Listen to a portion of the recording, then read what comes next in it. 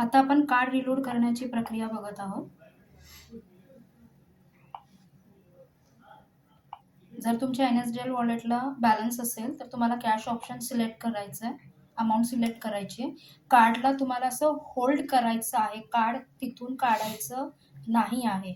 जर तुम्ही कार्ड काढलं तर कार्डमध्ये बॅलन्स शो होत नाही.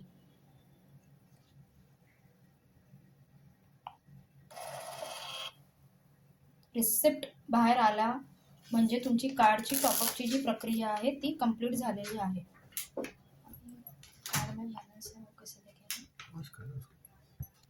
आता जर कार्डमध्ये बॅलन्स गेलेला आहे का ते चेक करण्यासाठी बॅलन्स एन्क्वायरीला आपल्याला क्लिक करायचं आहे. कार्डला परत होल्ड करायचं आहे.